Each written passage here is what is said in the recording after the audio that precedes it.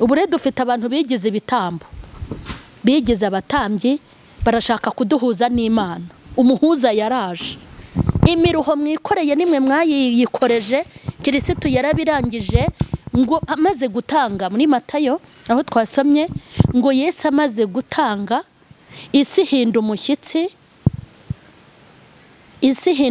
habaho ubwira kabiri, haba ibintu bikomeye.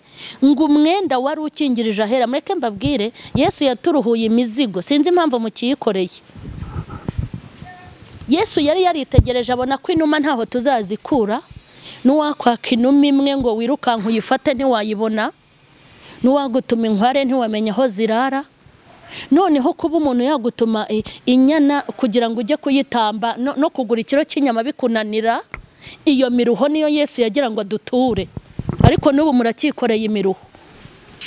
Ikibazo cyacu rero tugira iyo byadukomeranye, duhamagara abahanuzi ngo nta nubwo ushobora kwiteza umuntu utari umuhanuzi. Ubundi ninde wababwiye ko abahanuzi aribo basenga Imana ikumva bonyine? Ubu umuntu utari umuhanuzi ntago yasenga ngo Imana imwumve. Kuki iyo byakomeye ureba umuntu w'umuhanuzi uvuga mu ndimi? Ninde wakubwiye ko umuntu uterekwa atagusengera ngo rigereyo, ngo nta mavuta afite ukagira ngo nimwe mu yabasukaho? Ndabashuhuje mu izina rya Yesu Kristo w'i Nazareti. Amahoro y'Imana nabe muri mwe. Nitwa Mukeshimana Emerita, twi ku izina rya Mama Sharirene. Imana rero nishimwe ko iduhaye iki gitondo. Ndabashuhuje abantu mwese mukomeje gukurikirana iki kiganiro twatangiye ejo, tuvuga ku mbaraga z'amasengesho. Uyu munsi turavuga umumaro wo kwisengera we ku giti cyawe, nta wundi muntu bigufashijemo, n'abagufasha bakaza nyuma. Umumaro wo kwisengera. Hanyuma rero natwe dukomeje kubashimira cyane kubera yuko dukomeje kubana kandi dukomeje kubibona, kubwo kubana natwe no kutuba hafi. Burya turabireba byose tukabyitegereza. Hanyuma rero nanjye mbasabiye umugisha mu izina rya Yesu. Tugiye rero kuganira umumaro wo kwisengera. Turareba hano ubutumwa bwiza uko bwanditswe na Matayo. Turaza gukoresha ijambo ryo muri Matayo, turebe umumaro wo kwisengera. Ariko mbere yuko tutangira ikiganiro, reka tubanze twiragize Imana, kandi kugira ngo Imana idushyigikire kuko ariyo iduha ibyo kuvuga. Imana ifite ubutware n'ubushobozi.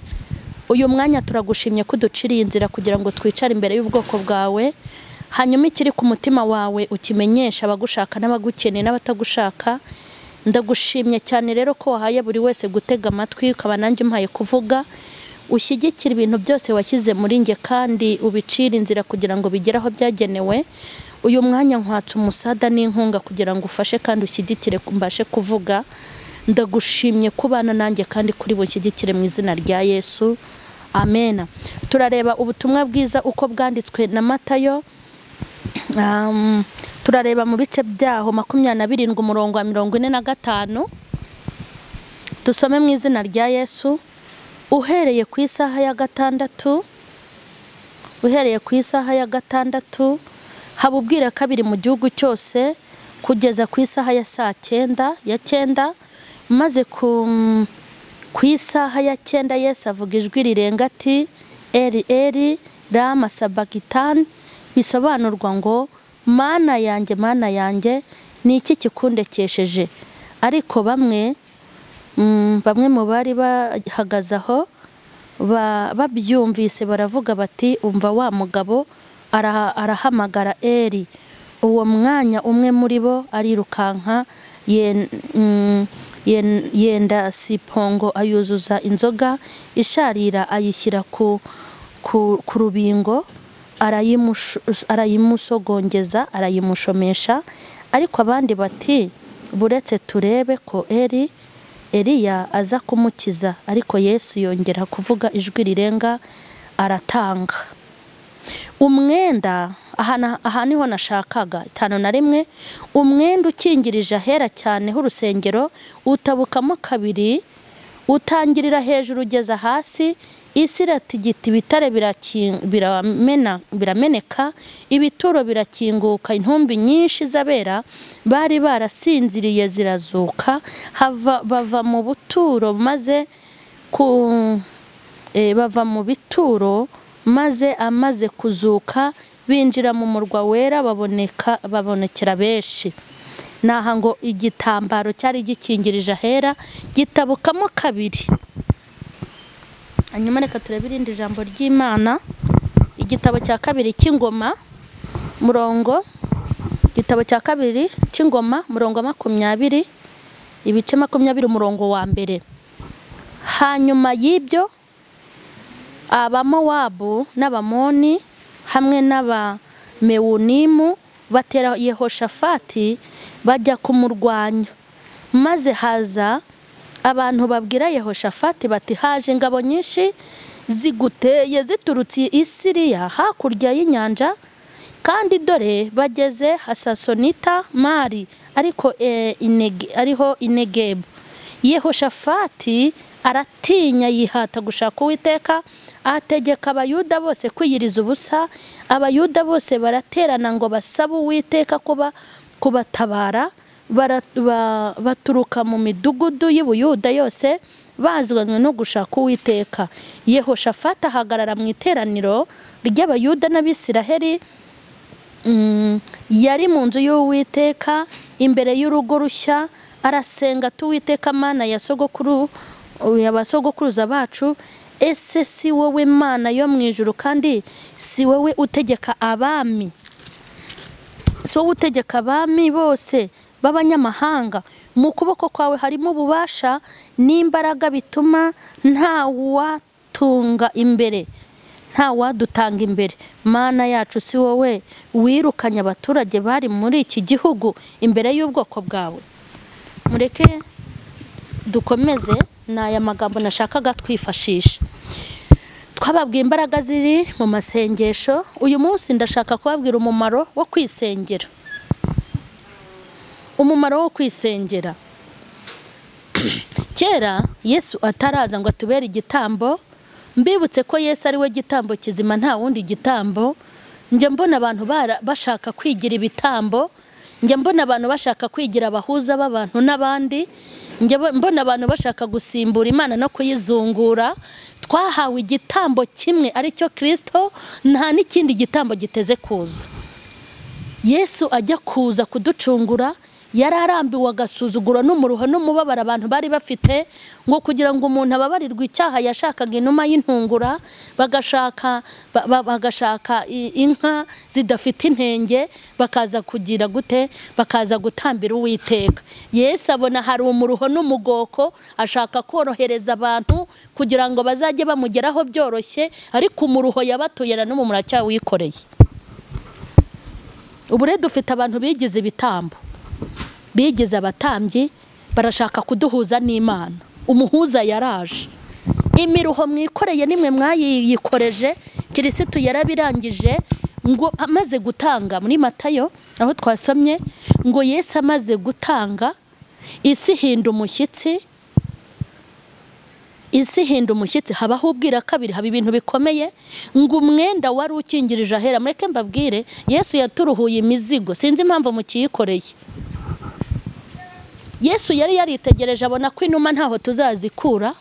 N'uwakwaka inuma imwe ngo wirukanka uyifate ntiwayibona, n'uwagutuma inkware ntiwamenya aho zirara. Noneho kuba umuntu yagutuma inyana kugira ngo ujye kuyitamba no kugura ikiro cy'inyama bikunanira, iyo miruho niyo Yesu yagira ngo aduture. Ariko n'ubu murakikoreye imiruho. Yesu aza ari igitambo kimwe, atanga ubuzima bwe, akorerwa bimwe mwabonye, asuzugurwa n'utari kumusuzugura, baramwubahuka, bamukora mu bwanwa ari umuntu w'umugabo, bamukuramo ikamba ry'icyubahiro, bamwambika iry'amahwa, bamukuramo ikanzu nziza y'umweru, bamwambika akabindo, ari umuntu w'umugabo, bamuzunguriza umutwe, asiga icyubahiro mu ijuru, aza muri iyi si mbi y'umwijima, aza kuturengera no kudutabara ngo adukure mu bubata.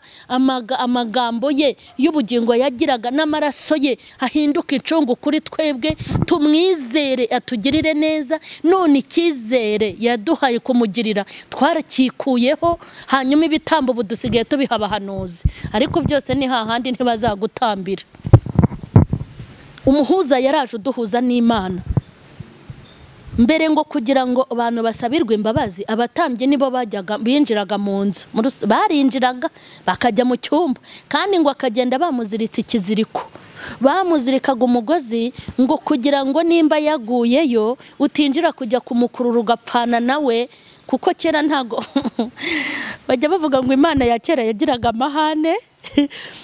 amahane wakoraga icyaha ugahita upfa iyo ubu ngo iritonze ariko nagira ngo mbabwire ngo ya kera n'iyo ubu byose ni bimwe ahubwo iratwibikiye ntago yigeze ihindura umujinyira cyawo ufite ahubwo iwucira muri ka gacuma nka mugani ngo yigize umujinya bayizanira agacumi gaciramo ntago rero umujinya washize ahubwo iratwibikiye ntimukidegembye ngo ntago muhita mupfa ngo ibice ngo iyo biritonda yaratwibikiye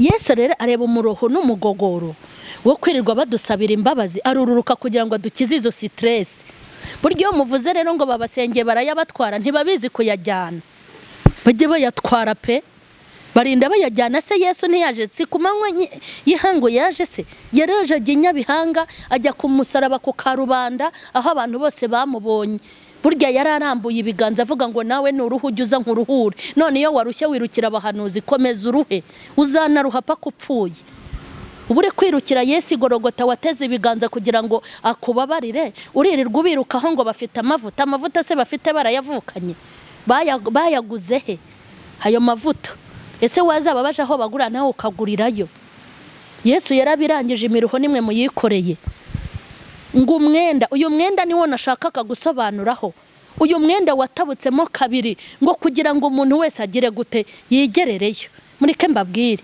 iyi ni Imana itarobanura ku butoni umusinzi n'umusambanyi amabandi n'abajura dore bose yateze ibiganza ngo bose nibazi nta muntu Imana igisubiza inyuma waba ukijijwe waba udakijijwe kuko ntago ndabona imvura y'abakijijwe ngo badasenga bayibure abantu bose Imana irabemerera n'abakunda dore yateze ibiganza ngo mwese nimuze ariko ibiganza bya Yesu yabuze abo yakira kandi abiteze ahubwo murirwa mwirukira abatubuzi n'abahanuzi mwirukira amabandi n'abateka mitwe niyo mpamvu babacucuye babamara ibyanyu iyo wirukira Yesu buryo bumaze kugera kure ndi ku mumaro wo kwisengera ku giti cyawe ukagera mu rwego rwo kwisengera niryo jambo twasomye ijambo rivuga ngo umwenda ukingirije ahera watabutsemo kabiri kugira ngo buri wese yigerereyo iyo uje uri umusambanyi Yesu amenye uko kugenza iyo uje uri umunyabyaha amenye uko gufata iyo uje wabaye umunyantege nke amenye uko kugenza umuntu wese umuhungiyeho yamupangiye ikizamukiza yuko abyara ntarobanura ku butoni ariko yabuze abo yakira twasomye irindi jambo mu ngoma za kabiri reka mbabwire ngo umwami Yehoshafati ngo aterwa n'amaboko akomeye ngo amaze guterwa agira ubwoba ngo ahamagara abayuda n'abisiraheli arababwira ngo nimuze dusenge duhamagara Imana rura rugamba ntitwarurwana ngo barangije ngo bajya mu giterane ngo abagore n'abana n'abagabo bose ngo baraza ngo arangije ngo yibutse Uwiteka aravuga ngo kiriya gihugu wakirukanyemo ababisha bacu ngo kugira ngo kitugabireho igihugu cy'isezerano watwemereye ngo none baje kudutera ubwoba bari kudutoteza aravuga ngo Uwiteka wavuze ko niduca bugufi tukaguhamagara ngo uzururuka ngo urwanye ababisha bacu none ntubyemere ko baturamburiraho ikiganza haleluya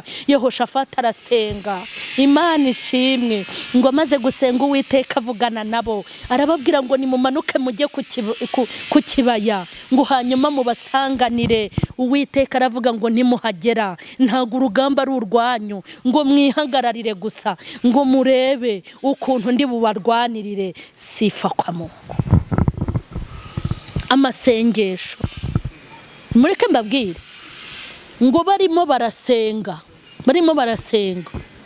Yehoshafati ntago yahamagaye umuhanuzi ntega amatwi ahubwo yashyizeho igiterane ahamagara abayuda n'abisiraheli aravuga ngo nimuze dusenge, ariya maboko duteye arakomeye ariko Uwiteka turwanirire. Abayuda n'abisiraheli bajya mu gusenga, ngo bari gusenga ngo Imana ikoresha umuhanuzi wari uri hagati yabo. Hanyuma nibwo yavuganaga nabo arababwira ngo Uwiteka aravuze ngo ntimushye ubwoba, ngo mumanuke ngo mugende mujye ku kibaya hariya, ngo ngewe Uwiteka ntago mbatumye kurwana, ngo gusa muri buhagarare mwirebere, ngo kuko urugamba atari urwanya ari urwanjye. Hanyuma narindi kubabwira umumaro wo kwisengera,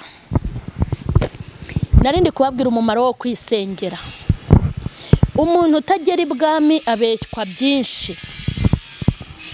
Yehoshafati uyu mwami yabonye bimukomeranya yihata gushaka Uwiteka.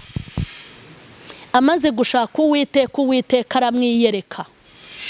Ntago yumvise bikomeye ngo ahamagara umuhanuzi, ahubwo yahamagaye Uwiteka.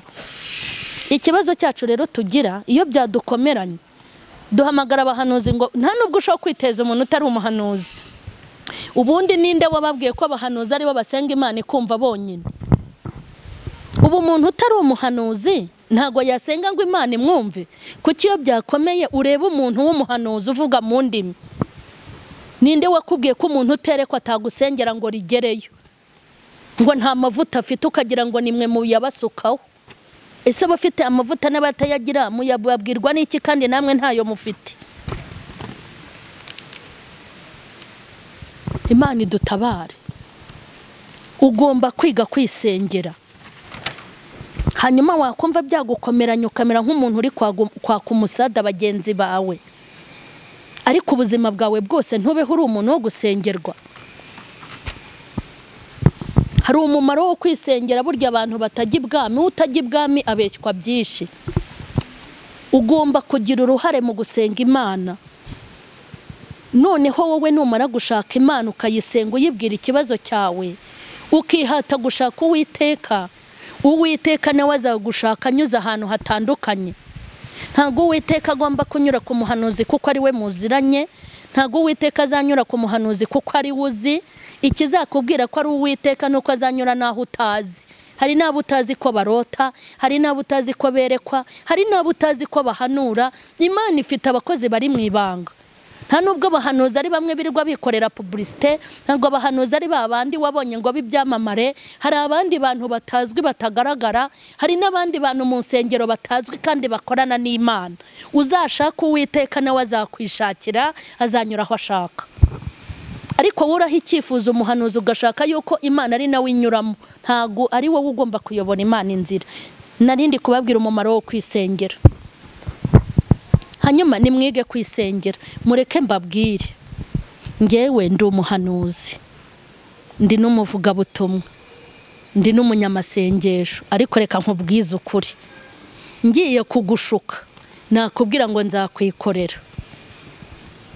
Mama Sharire usengere, reka nkubwire sinkubujije kumpamagara, kuko nubundi hari wanampamagara utampamagara. Ngewe mfite inshingano yo gusengera abantu bose, ariko ikibazo nuko mushaka ko ntanga raporo. Ubu ushaka ko ntanga raporo kugira ngo ubimenye, kandi ntago ngomba kugutangaho raporo kuko ntazaguhembesha.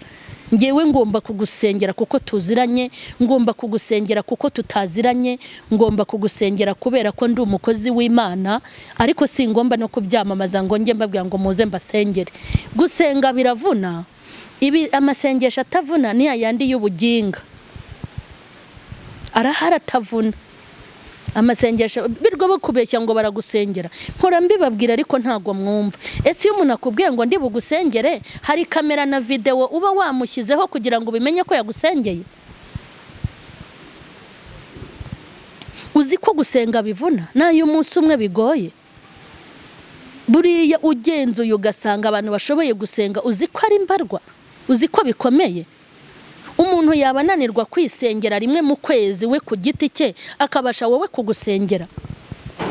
Amasengesho y'abandi we yagirira icyizere, ayo wisengeye uzajye abari yugirira icyizere. Ikindi ntago umusonga wundi ukuraza ijoro. ushobora kumbwira ngo ningusengera uri kuribwa umutwe, ariko kuko ari umutwe wawe ukurya atari uwanjye simbigiremo imbaraga, ariko wowe kuko uri kukubabaza ni wowe uzi ububabare bwayo. Nimwige kwisengera.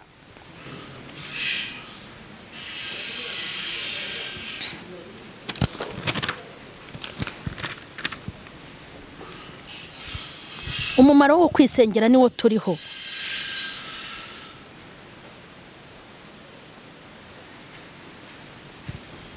Nimwige kwisengera, humura Imana izakumva.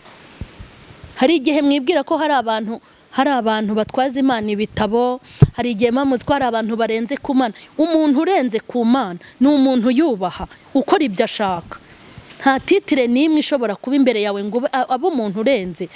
Umuntu uzabona ukurenze nukurusha gukiranuka, umuntu uzabona ukurenzeho nukurusha kubaha Imana no kwicira bugufi, ariko ntago titira arizo zituma umuntu ashobora kuba kurenze.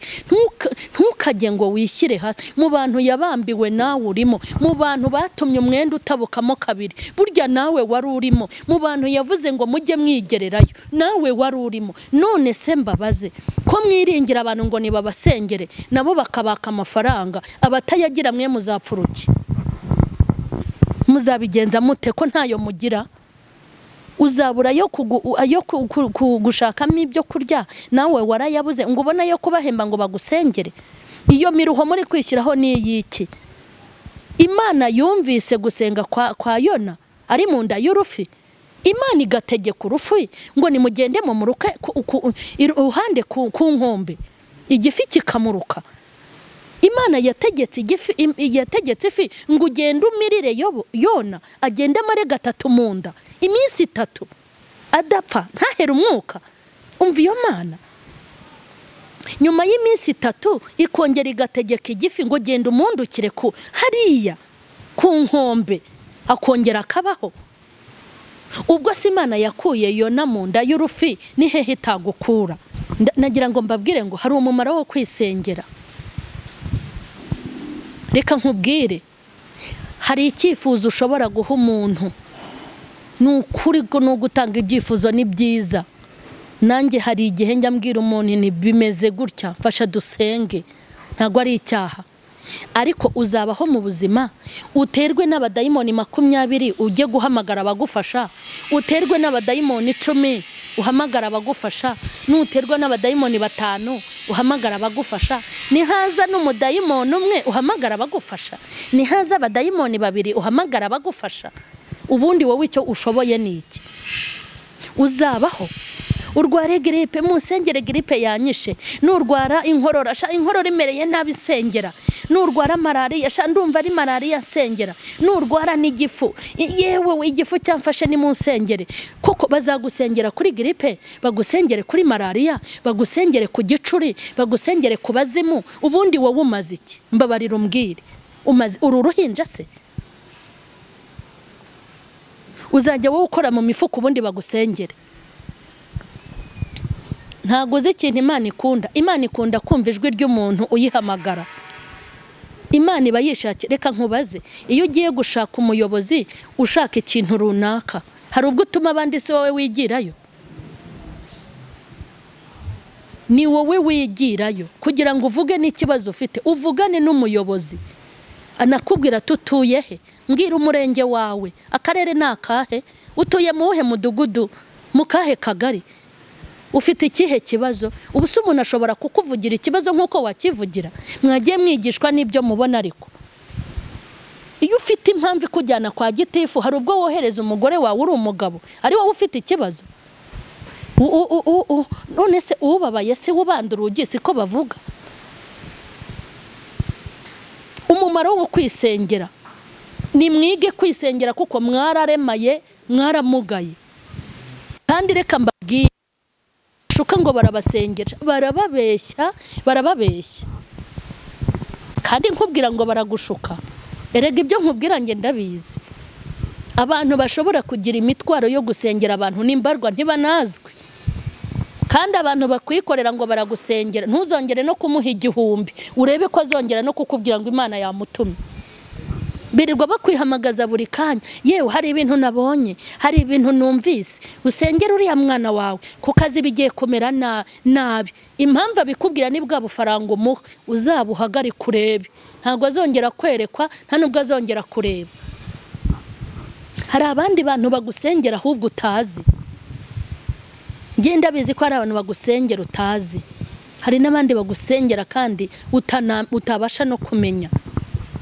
Nimureke nimwige kwisengera, mwige kwibwirira Imana. Ni Imana yumva indimi zose, indimi zose Imana irazumva, izumva gusenga kwawe kandi izagira icyo ikora. Nimba ari n'ubuhanuzi mushaka, Imana nibona ari ngombwa kwe gutumaho, ifite abakozi benshi, abuzi n'abutazi, izabohereza ivugane nawe, kuko nta kintu kizaba itabwiye intore zayo.